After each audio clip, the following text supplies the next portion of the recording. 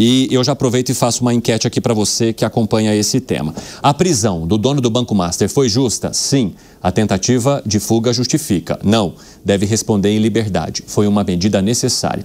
E Alangani, a Polícia Federal alega que o Banco de Brasília, inclusive junto ao Banco Master, tentava omitir informações e fraudar documentações para que a fiscalização não chegasse, de fato, a essas irregularidades que eram cometidas pelo banco ali na emissão de títulos que não correspondiam, de fato, ao que o banco tinha de lastro. Como é que você avalia essa operação e o desfecho dessa novela envolvendo o Banco Master? Olha só, eu vejo que a medida pelo Banco Central foi bastante prudente, foi acertada. E veja, um banco que emitia CDBs a 140% do CDI, né, muito acima da sua capacidade de pagamento, evidentemente que tinha alguma coisa errada. Evandro, o Brasil é signatário dos acordos de Basileia, que nada mais é que você seguir regras internacionais de padronização bancária. Então você passa ali, o banco, ele tem testes rigorosos, testes de estresse que ele passa pelo Banco Central, tem que ter um capital econômico mínimo, né? Então, assim, era evidente que tinha uma crise anunciada. E como é que chegamos a este ponto, né? Como é que o sistema, de alguma maneira, permitiu que chegássemos a este ponto? Alguma coisa está errada aí. Ô Bruno Musa, eu quero ouvir muito a sua análise sobre essa história, porque primeiro, né, já se tem aquela situação que escapa de todas as recomendações de qualquer pessoa que atue no mercado financeiro. Qualquer ativo que tenha um rendimento muito acima do que tudo que se conhece no mercado já é de se estranhar. Segundo, você buscar uma documentação e regularizar essa documentação num dia só, utilizando um cartório de São Paulo, que é a que apontou a Polícia Federal numa tentativa de organizar os papéis que estavam ali, que poderiam comprovar alguma legalidade do Banco Master, também já chamam a atenção. E o fato de que, segundo a Polícia Federal, ao perceber que, na verdade, o que a Polícia Federal diz é: Daniel Vorcaro não sabia que a operação aconteceria e por isso fugiria. Não. Mas, quando houve o interesse da empresa em adquirir o Banco Master e essa informação sai, ele pretende deixar o país para acompanhar essa repercussão de fora e fugir. Só que, segundo a defesa de Daniel Vorcaro, ele não estava fugindo. Ele faria uma parada em Malta para depois seguir até os Emirados Árabes para se encontrar com os acionistas que participariam dessa negociação. O que a polícia diz também que não passa de balela. Como é que você avalia toda essa costura, hein, Bruno Musa, e o desfecho disso?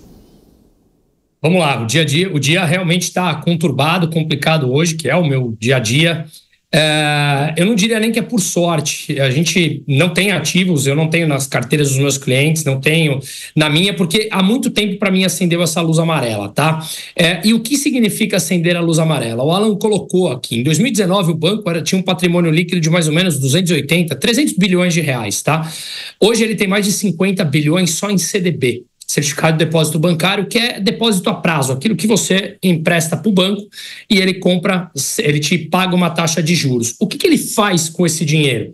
Ele comprou participação em empresas, em hotéis, uma série de outras coisas que eu vou mencionar aqui, que foram a mídia, que está tudo aberto na mídia. O que significa que, se você tem o teu dinheiro e ele vence esse dinheiro, o banco precisa te devolver e ele está alocado a longuíssimo prazo, não tem garantia do teu capital ser devolvido. E aí o castelo de cartas começou a cair. Como o Alan muito bem falou, os bancos grandes pagam ali na média 98%, 100% do CDI, que é basicamente a taxa Selic. Ele estava pagando 130%, 140% do CDI. Por que ele paga tão a mais e pagava taxas de comissões para serem distribuídos muito acima do convencional? Alguma coisa tinha. Depois começou a sair notícias mostrando que ele colocou 200 milhões no Atlético Mineiro, comprou o Fasano, ele gastou 15 milhões na festa da filha dele de 15 anos, ele promoveu jantares entre ministros do STF, ele, enfim, tinha depois contratado o escritório da Viviane Barsi, da esposa do Alexandre de Moraes, tudo isso está aberto. Ele depois tinha contratado o Michel Temer para intermediar a venda para o BRB. Apareceu o banco público, o BRB, que acabou, um banco que vale por volta de 3,7 bilhões, teria comprado ele por 2 bilhões para fazer o aporte de 2 bi. já mostra uma distorção bastante grande. Se o banco vale 3,7 bi, fazer o aporte de 2 bi já é algo que compromete o teu balanço. Notícias hoje saindo mostrando que o BRB injetou quase 17 bilhões entre 2024 e 2025 no Banco Master. A Rio Previdência colocou mais de R$1 bilhão de aposentados do Rio de Janeiro no banco depois de terem saído públicas todas essas notícias e a coisa catastrófica cheirando mal dentro do Banco Master. Até semana passada, negociava-se no mercado secundário ativos do Banco Master. O CDB pagando, pasmem, incríveis IPCA mais 30% ao ano, quando um banco desse está pagando hoje IPCA mais 8, IPCA mais 7, IPCA mais 30 ele estava pagando. E tinha gente comprando isso. Significa que hoje, um banco que era pequeno, depois médio, representa hoje 40% do Fundo Garantidor de Crédito. O Fundo Garantidor de Crédito tem o dinheiro, é uma instituição privada que os bancos são obrigados a depositar ali uma parte do seu patrimônio líquido, todos os bancos. E aí, quando um banco quebra, pega esse dinheiro e devolve para aqueles que têm CDB, LCI, LCA, até R$250 mil por banco ou R$1 milhão por CPF em vários bancos distribuídos. Imagina um banco pequeno representar 40% do Fundo Garantidor de Crédito Brasileiro, onde tem todos os bancos contribuindo. Hoje o Fundo Garantidor tem por volta de 156 bilhões. Um banco pequeno representar 40, fica muito claro que alguém ou muitas pessoas deixaram passar ali uma ingerência maior do que estava sendo feito nesse banco. Então a coisa realmente ela é comprometedora.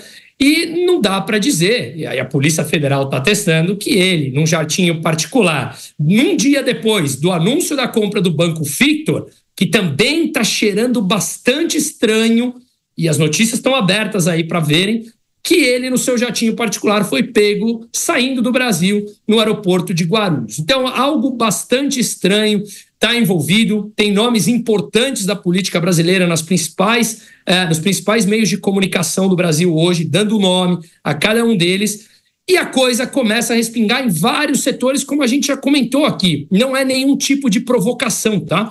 Mas veja bem, a final da Libertadores terá 2 times. Um que tem o patrocínio da Victor e outro que tem o patrocínio da BRB. Exatamente, Bruno Musa. A gente estava comentando isso aqui, inclusive, com o nosso amigo Piperno aqui nos bastidores. E Piperno, o que chama a atenção, e essa é uma camada muito importante dessa história, são as suspeitas da Polícia Federal. E agora, 4h29, quem nos acompanha pela rádio, um rápido intervalo, daqui a pouco espero vocês. Nas outras plataformas seguimos. Todo um esquema de fraude em que há uma tentativa de maquiagem com a participação de um banco público, o BRB, em Brasília. Ô, Evandro, um pouquinho antes do programa começar hoje, eu estava aqui do lado, folheando uma edição de julho do ano passado da revista Piauí, que tinha o Banco Master e Daniel Vorcaro como seus principais temas. Sim. Matéria de capa de 12 páginas e chamando atenção para coisas muito estranhas que já ocorriam naquela época, né?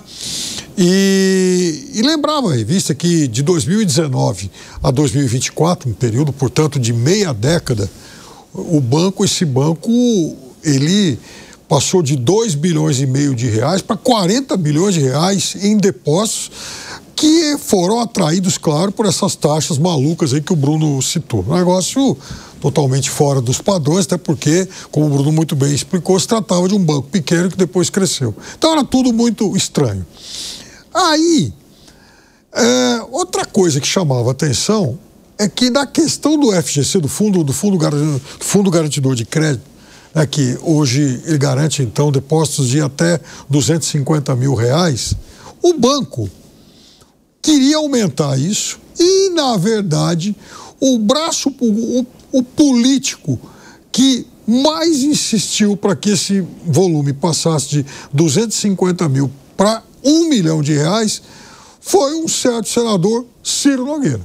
Ciro Nogueira era alguém lá muito interessado nisso. Agora, aí o tempo passou e eu cheguei a comentar umas 2 vezes aqui nesse programa, nas muitas e muitas vezes em que o Banco Central era elogiado, e eu questionava o seguinte: por que o Banco Central está fazendo em relação ao Master?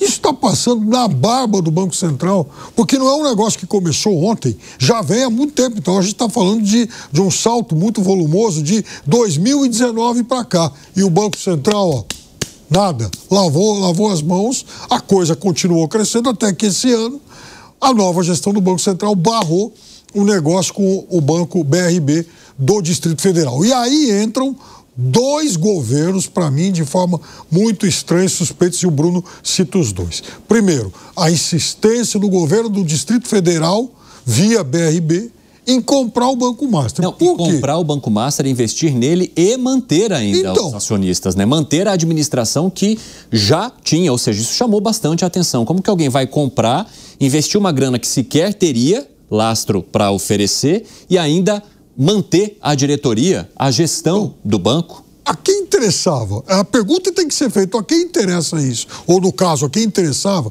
Porque aí o Banco Central barrou o negócio, se eu não estou enganado, em março. E aí vem essa revelação de hoje, então, do Fundo Previdenciário lá do Rio de Janeiro, dos empregados, dos funcionários públicos do Rio de Janeiro. O governo do Rio de Janeiro, governo, esse que está aí agora, está todo insensado aí nos últimos dias e tal, pegou R$1 bilhão e investiu no Banco Master.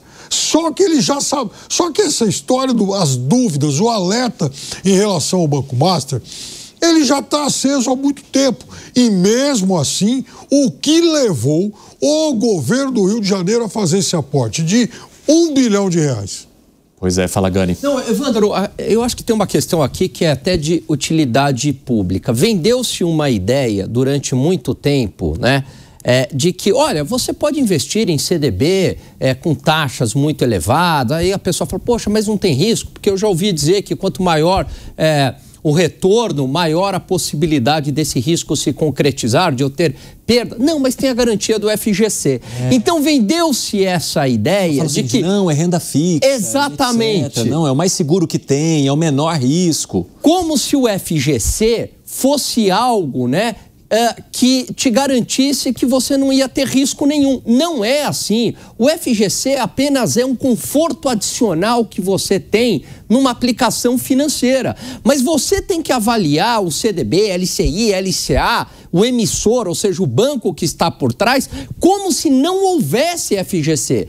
Porque numa crise sistêmica, ou se o volume emitido por essa instituição financeira, que é o caso do Banco Master, representar uma fatia muito grande do FGC, não tem dinheiro para todo mundo. Então eu tenho que avaliar, né, a emissão do banco como se não tivesse FGC. FGC não significa que não há risco na operação. Só que muita gente compra essa ladainha de que, tem o FGC por trás, não tem risco. Ora, se não tivesse risco, a taxa seria zero, né? Seria próxima de zero. É claro que tem risco. Quando a taxa é alta, é porque o risco é elevado. Esse banco está parecendo uma pirâmide. Fala, Zé Maria Trindade. Pois é, olha, o popular é o seguinte, quando a esmola é demais, o santo desconfia. Isso todos sabiam de que o banco era alavancado, por isso pagava essas altas taxas. Todo mundo sabia, o mercado inteiro sabia. Não sabia quando isso ia acontecer. E aí muitos apostavam que não seria tão rapidamente, ainda mais com essa história do BRB comprar, né, de uma outra empresa comprar e tal, e o Banco Central não fazia nada. Eu repito uma frase aqui que eu sempre uso, ninguém rouba 16 bilhões de reais, que é o tamanho do buraco deixado, né, sem a participação de poderosos. Esse banco, como o Banco Marca, né, tinha umas fortes relações políticas aqui em Brasília, em todos os setores, no Congresso, no próprio governo e outros setores também, né, fortes raízes e ligações. É assim que o poder extrai dinheiro desta teta, monstro, mega, que se chama governo federal. É assim, é um poder que se distribui, a gente vê claramente que se tratava de uma falcatrua. O BRB injetou 16 bilhões de reais do banco, sabendo que ele estava desse jeito. Não é possível. O BRB, mais do que ninguém, conhecia as entranhas desse banco, porque ao fazer a proposta e negociar, é claro que teve acesso aos passivos e todo o histórico do banco, que já houve uma proposta de vender por R$1, ou seja, a pessoa, quando compra por R$1, ela está, na verdade, assumindo os passivos e o tamanho do buraco que tem ali atrás. É sim o processo de venda por R$1, que muita gente deve estranhar, mas comprou por R$1, na verdade, comprou o passivão que tem atrás de quem vende alguma coisa por R$1. A Polícia Federal, ela entrou no caso porque a situação fugiu do controle exatamente de alguns poderosos. O governo foi alertado, né? O diretor-geral da Polícia Federal confessou que estava envolvido na operação. Uma operação assim é dirigida por delegados, né? Com a ajuda do COAF, ajuda da Receita Federal, que é importantíssimo. A Polícia Federal, sem a Receita Federal, anda no escuro. Então a Receita ajudou sim, mas nesse momento que já não havia mais o que fazer. O presidente do BRB foi afastado por 60 dias e um diretor do BRB também. E agora há pouco me mandou uma mensagem aqui, representante do governo daqui do Distrito Federal, dizendo que são afastados definitivamente. Mas já era tempo. Ele que negociou essa tentativa de compra, que só foi barrada no Banco Central. O deputado Chico Vigilante, deputado do Distrital, né, levou para a Câmara esse processo, discutiram e mostraram que se tratava de uma ação contra o BRB. Essa coisa esquisita, que é um banco pendurado no Estado.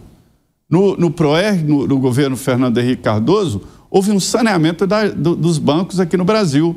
Fernando Henrique comprou briga com um grande amigo dele, o José, a gente chama José Bamerindos, financiador de campanha, amigo, e o Fernando Henrique, fechando os bancos sem dificuldade, foi lá no Bamerindos, que tinha uma poupança numa boa, e pá, fechou.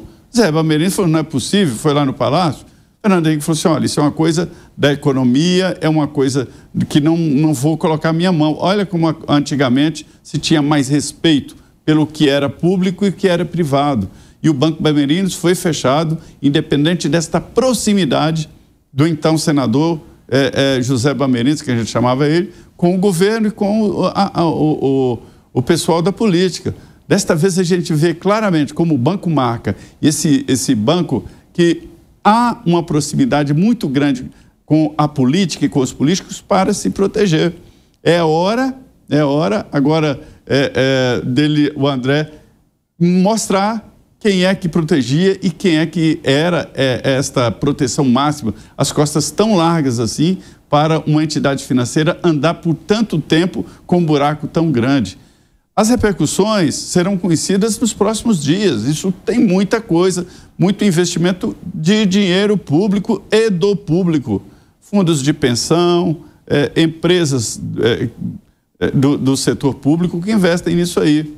Muita gente inocente vai perder muito dinheiro. Muitas histórias particulares vão aparecer. Exatamente, Zé Maria Trindade. Agora, Bruno Musso, uma questão que eu queria trazer também à luz aqui do nosso debate, e ainda nessa edição nós vamos falar sobre essa decisão do Banco Central de fazer essa liquidação extrajudicial aí do Banco Master e o quanto isso também traz consequências para a negociação que estava já em andamento.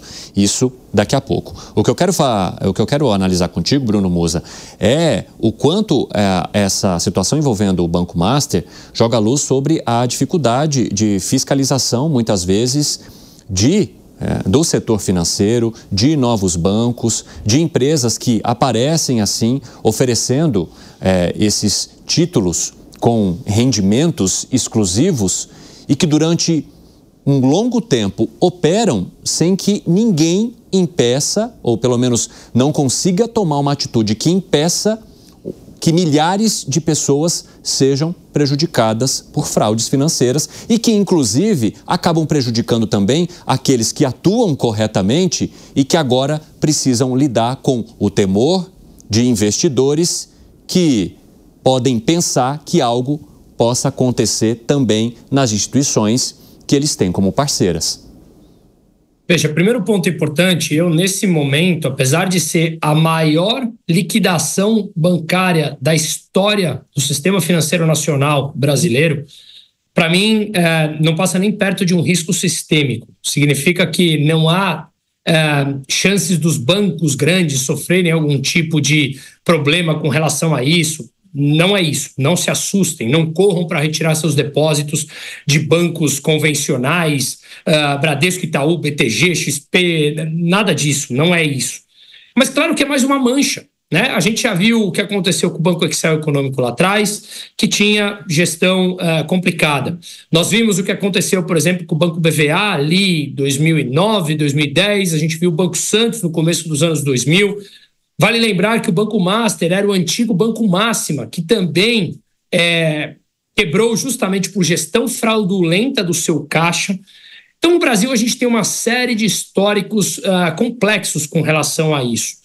Mas, no meu entender, Evandro, não cabe apenas a órgãos reguladores. Claro que, nesse caso, passou e muito da luz amarela, digamos assim. Na minha opinião, a gente já falava dentro das mesas de operação mesas de operações, perdão, em que a luz vermelha já estava acesa há muito tempo e que era questão de tempo. Mas me parece que passou da hora também de todos nós fazermos uma meia-culpa e entendermos que o que é que nós estamos financiando. Se alguém te oferece uma taxa altíssima, como o Zé Maria comentou, desconfie, alguma coisa tem.